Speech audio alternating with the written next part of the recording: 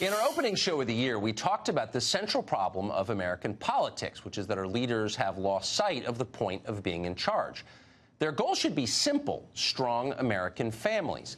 Anything that makes it harder to form strong families, they ought to be against. It's not complicated. Judging by the response we got, a lot of you agree with that. The piece resonated more than anything we've done in the last 2 years.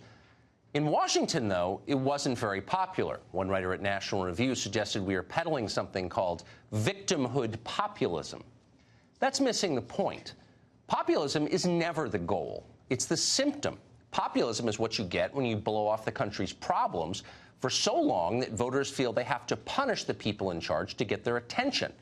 Populism is a smoke alarm. Ignore it and the place burns down. On the left, meanwhile, the response was just as predictable. They screamed bigotry, which is always what they do when they don't want you to talk about something.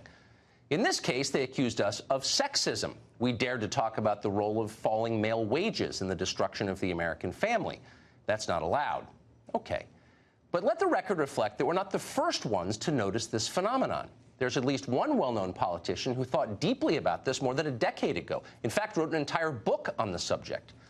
See if you can guess who that was. All right, time's up. It was Elizabeth Warren. Back in 2003, Warren was still a Harvard professor.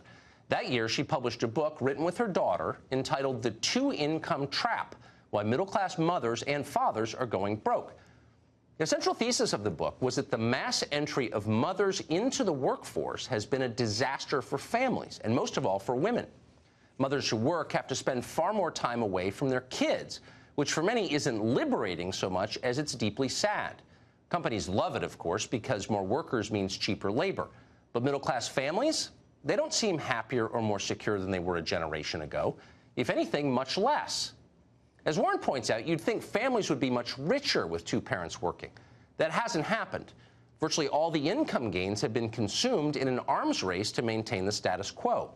Most things in American life are cheaper than they were 50 years ago, except for the things that middle-class families need most. Those are all much more expensive.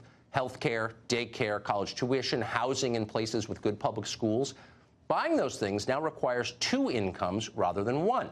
That puts a strain on families in which both parents work. It absolutely crushes single-parent households. Warren puts it this way, quote, "A generation ago, a single breadwinner who worked diligently and spent carefully could assure his family a comfortable position in the middle class. But the frenzied bidding wars fueled by families with two incomes changed the game for single-income families as well, pushing them down the economic ladder. To keep mom at home, the average single-income family must forfeit decent public schools and preschools, health insurance, and college degrees, leaving themselves and their children with a tenuous hold on middle-class dreams. Such pressures have taken these women out of the home and away from their children, and simultaneously made family life less, not more, financially secure. Today's middle-class mother is trapped. She can't afford to work, and she can't afford not to." End quote. Now, just to restate, this is not a press release from the Mennonites or a position paper from some Christian right think tank. This was written fairly recently by Senator Elizabeth Warren of Massachusetts, the same one, the hero to the left. Later in the book, and we read it, Warren lays out the long-term consequences of an economic system that requires both parents to work. More families go broke. This increases the rate of domestic abuse, divorce, and broken homes. Some people simply decide not to have children at all.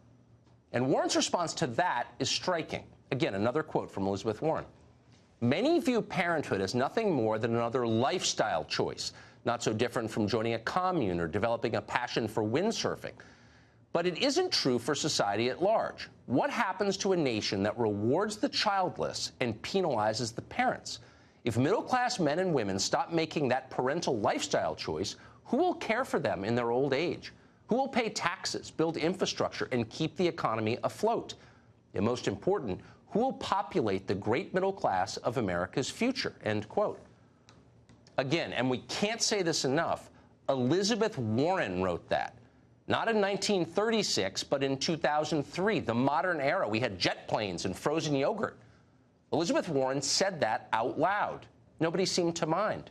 She'd never say that today. It's not allowed, like so much else that is true and important. We'd love to talk to Warren about her book anytime. Obviously, she won't come on. She can't talk about the things that she believed 10 years ago. No modern Democrat can. They can't say that protecting and encouraging married two-parent families ought to be the goal. That's not their base anymore. But we can talk about it, and we will. And we will celebrate Elizabeth Warren and anyone else who will join us in that conversation. This is not a partisan issue. It is all that matters.